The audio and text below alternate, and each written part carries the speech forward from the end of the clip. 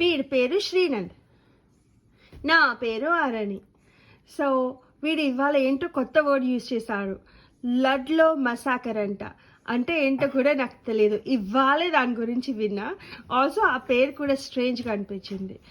And also as an introduction, మాకు న్యూయార్క్లో rocker ఫెల్లర్ centre, rocker ఫెల్లర్ plaza, ఇంకా వాళ్ళ ఈ మ్యాన్షన్స్ అవన్నీ చాలా చాలా ఉంటాయి.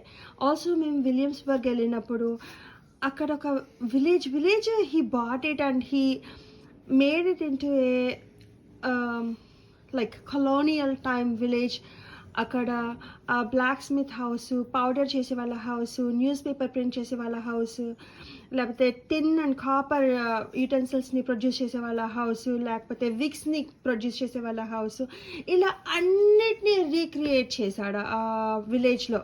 సో మనం మనీ పే చేసి అవన్నీ ఈచ్ హౌస్లో అక్కడ ఉన్న మనుషులు ఎక్స్ప్లెయిన్ చేస్తారు మనకి, ఇలా ఎలా చేసేవాళ్ళు ఆ కొలోనియల్ టైంలో, ఎలా ప్రొడ్యూస్ చేసేవాళ్ళు, ఎలా యూస్ చేసేవాళ్ళు, అవి ఎట్లా ఇంప్రూవైజ్ అయినాయి తర్వాత, అవన్నీ అట్లానే ఎక్స్ప్లెయిన్ చేస్తారు. సో ఈ రాకర్ ఫెల్లర్ సెంటర్ ఇవన్నీ నాకు ఇక్కడికి వచ్చాక I have been hearing a lot about this.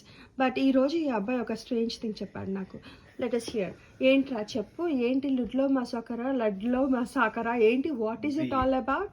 Ludlow Massacre. So in 1914, so Rockefeller was an oil magnate. He had a control over the oil industry in the U.S. At one point, I believe 90% of all oil manufacturing in the U.S.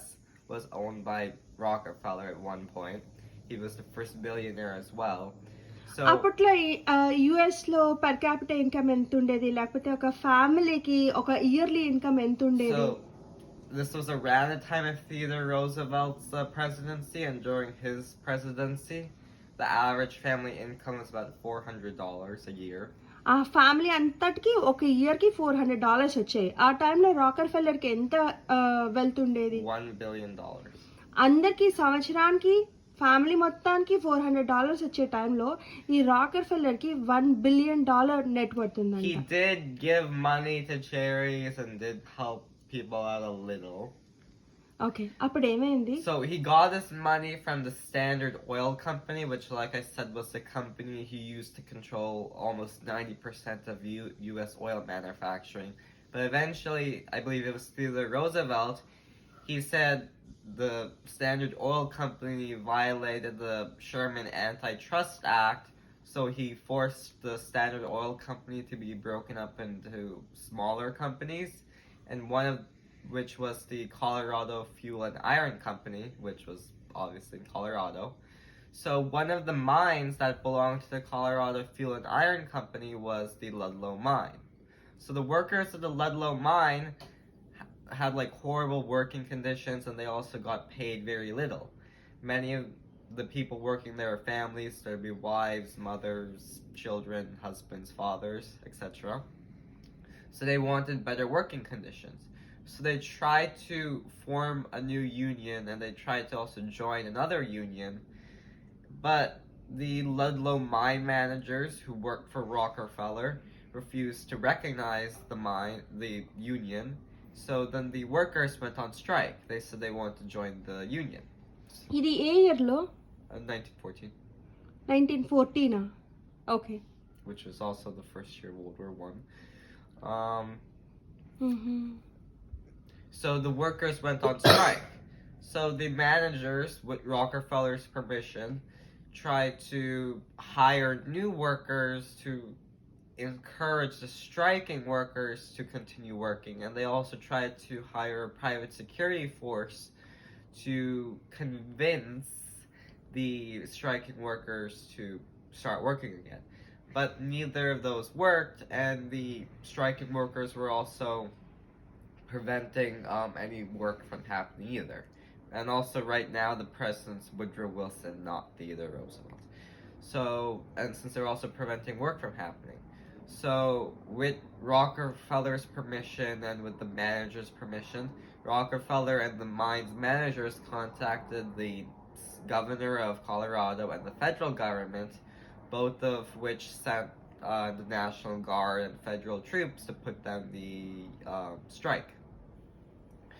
So the National Guard came, they killed the strikers leader, and then they started.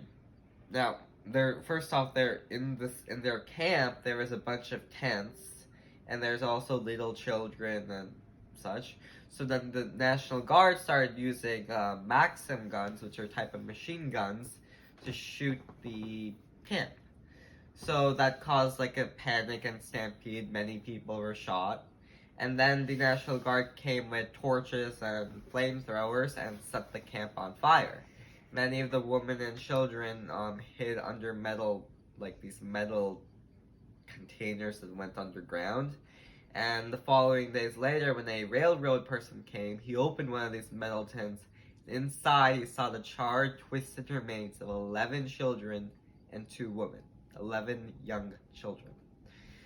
So, in response to the Ludlow Massacre, where more than 50 people, well, the exact number is not known, but approximately about 50 people were murdered, many unions started calling for armed action, but then the Supreme Court or someone else intervened and said that you're breaking the law by doing this, so that was ignored. And there wasn't a lot of media attention about the Ludlow Massacre because in response to Mexico killing U.S. soldiers and refusing to give the 21-gun salute, the U.S. was attacking Veracruz, which is a city in Mexico. So that was really dominated the news, so many people did not know about the Ludlow Massacre either, and no one was punished for the Ludlow Massacre. So Srinand అడిగాడు, అందరికీ rocker ఫెల్లర్ చేసిన charity గురించి తెలుసు, ఎంతమందికి లడ్లో మాసకర్ గురించి తెలుసు అని అడిగాడు. ఈడన్నీ ఇలాంటి ఆన్సర్ లేని క్వశ్చన్స్ అడుగుతాడు చాలాసార్లు. ఓకే మమ్మ.